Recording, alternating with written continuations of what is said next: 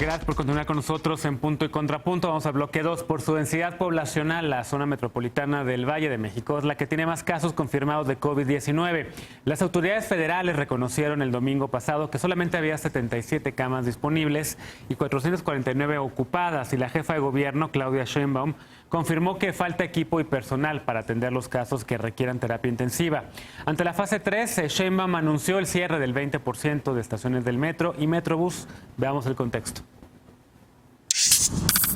De las 526 camas disponibles para atender COVID-19 en la zona metropolitana del Valle de México, 449 están ocupadas y 77 disponibles. Según el reporte ofrecido por las autoridades este domingo, 150 camas más serán reconvertidas esta semana.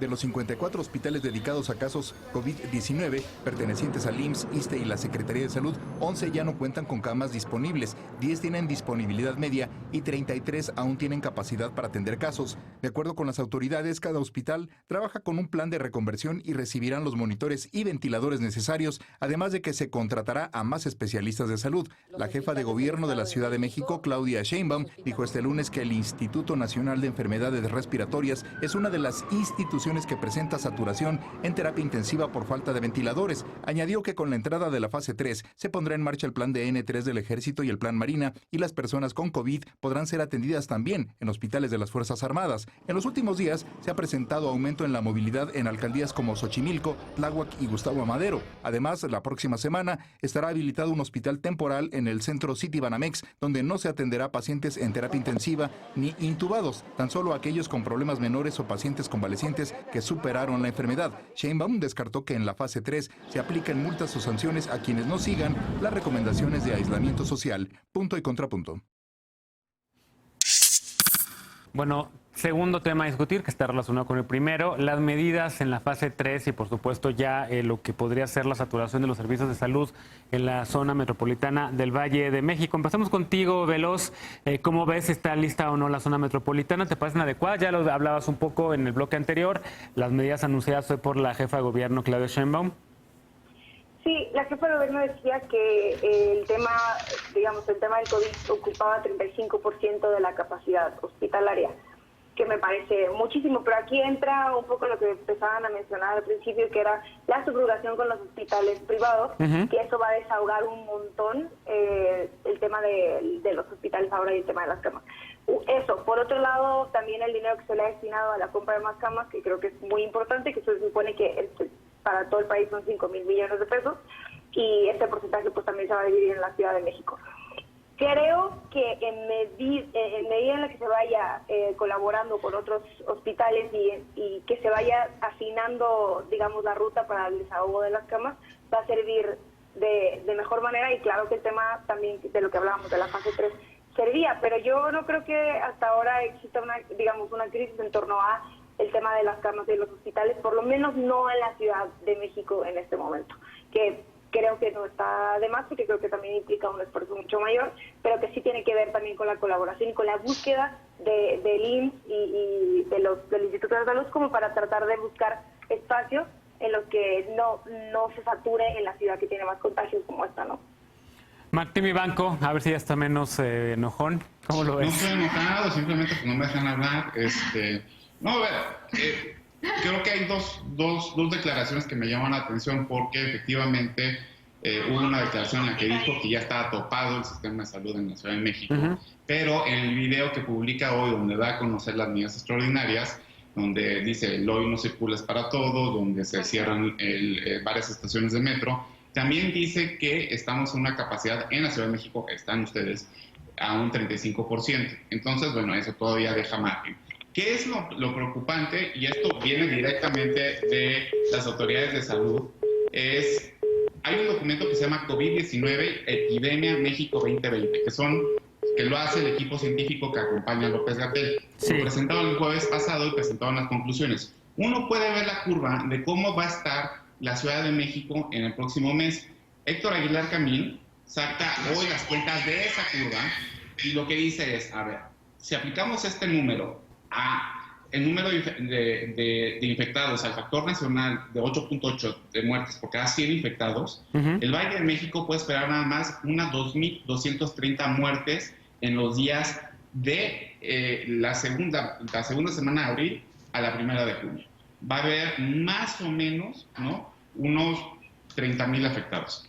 Eso a mí sí me preocupa, sobre todo cuando ahorita vemos, o sea, lo que dice la jefa de gobierno. Ahora, creo, como dice Estefanía, estamos a tiempo, o sea, estamos a tiempo por lo de los privados y también por el hospital militar, pero donde sí debemos de tener más cuidado es en la Ciudad de México, simplemente por la lógica de la densidad poblacional, ¿no? Pero sí viene lo peor.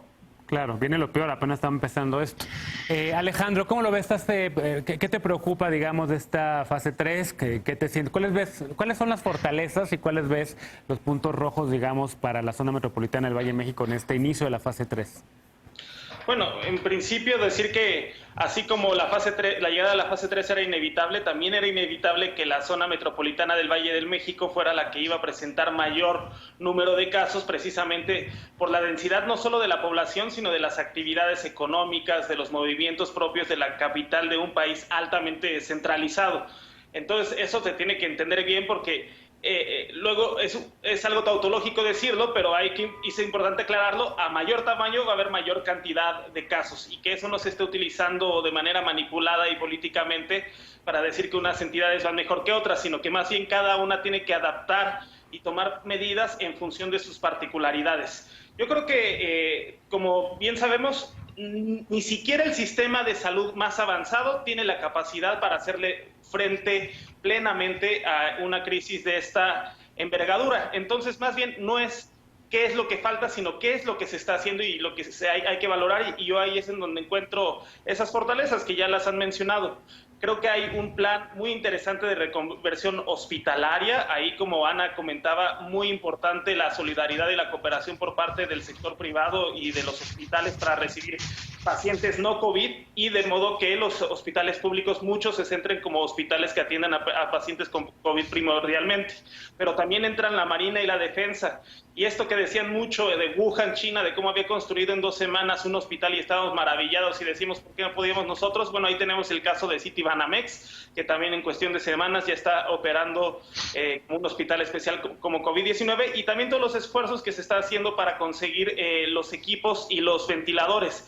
Pero creo que la mayor fortaleza de la Ciudad de México es que tiene una población consciente y que se ha mostrado solidaria y que está reduciendo elevadamente su número de movimientos. Ahora bien, en los últimos días sí se ha registrado un aumento de movimientos y yo creo que es muy importante de una vez por todas que ahora más que nunca se tome muy en serio estas medidas y en la medida de lo posible, pues que todo el mundo se pueda quedar en casa y que se suspendan las actividades económicas no esenciales. Claro. Por cierto, creo que mañana se está planeando algo importante para lo del Centro Banamex y el tema de la atención que ahí van a tener algunos pacientes o algunas personas que lleguen con COVID-19. ¿Cómo ves el tema, Ana Villagrán, contrapunto a lo que hemos estado escuchando? ¿Qué te preocupa de la zona metropolitana? Tú además estás en una alcaldía, eres concejala y tienes también información pues de la gente con la que oyes y con la que convives.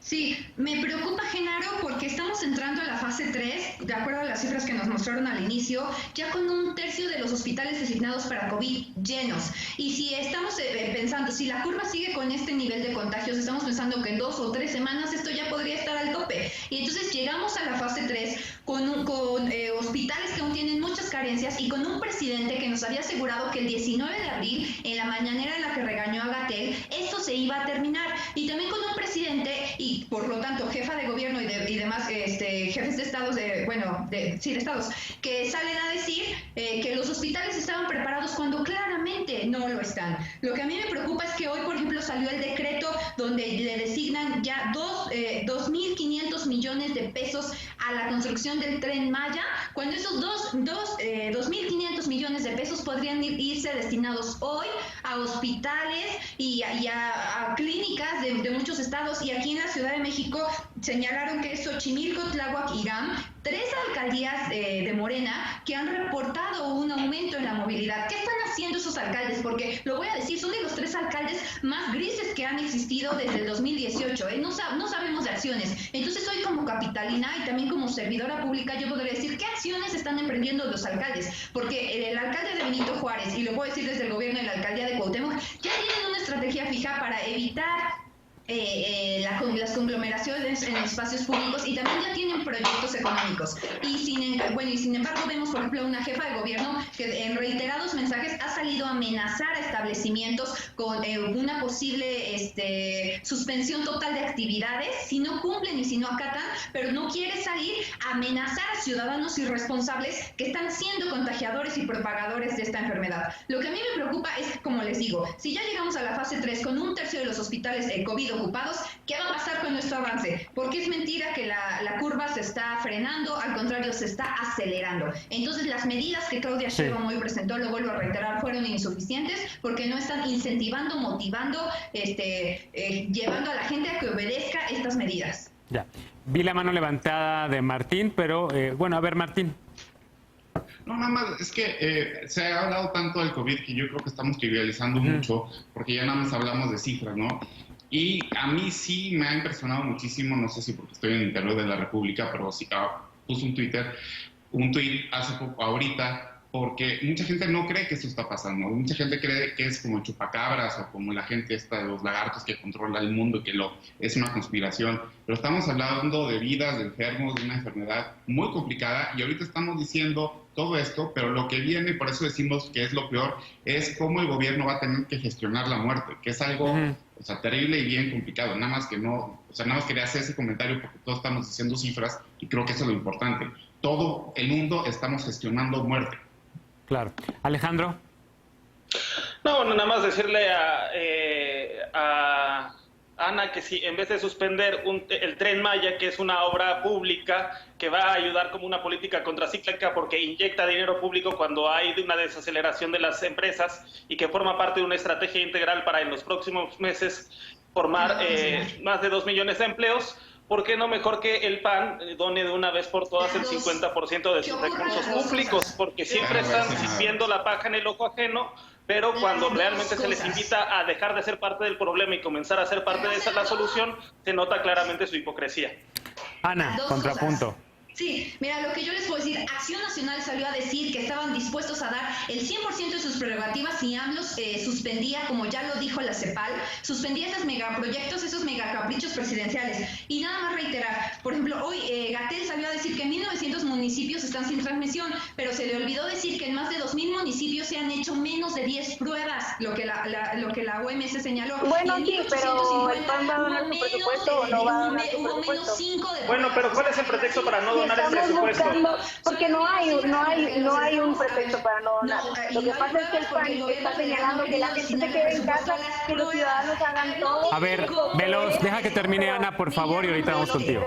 No tienen cómo refutar que el gobierno federal, los estatales y los municipales no tienen dinero para destinar pruebas, porque el gobierno no les ha querido dar pruebas porque no quieren pedir un préstamo, y bla, bla, bla, hay muchas cosas ideológicas, y porque no quieren suspender sus megacaprichos presidenciales. Si quieren que el PAN dé sus prerrogativas, que AMLO suspenda. Eso fue lo que dijo nuestro presidente y eso es lo que nosotros sostenemos. Y entonces que Gatell no salga a presumir los municipios que no tienen pretextos y más pretextos. Los municipios que no hacen pruebas. Veloz. Cerramos con Veloz. Ahí está el Partido Acción Nacional diciendo, si quieren que les ayudemos, pues más vale que hagan esto, ¿no? Pues claro, ese es el partido de la oposición. La verdad es que yo creo que el PAN está demostrando que lo único que quiere es, el PAN quiere obligar a los ciudadanos a que se queden en su casa, a que los multen, a que no tengan libertad, a que no tengan derechos, y no quieren dar sus prerrogativas. No, pues qué fácil ser el PAN, porque así te puedes ir señalando a todo el mundo, pero no quieren cooperar. Me parece que es la clave de la hipocresía, y qué horror que el PAN no quiera meterle y no quiera entrarle, porque además, pues muchas de las personas que están en el PAN son millonarios que no necesitan tanto dinero, ¿no? Bueno, regresando al corte, ¿qué les parece si hablamos de estos aspectos políticos? Porque hoy el Senado aprobó otro tema que no tiene que ver y que sí se va a conectar a final de cuentas con el tema del COVID-19, una nueva ley de amnistía que va a beneficiar a mujeres, jóvenes e indígenas sentenciadas y sentenciados en tribunales federales por delitos menores o sin acceso a un proceso justo. ¿Servirá esta medida para evitar la saturación de prisiones en tiempos del COVID-19? ¿Qué pasa con la agenda que quería discutir la oposición? Regresamos a Punto y Contrapunto, no te vayas.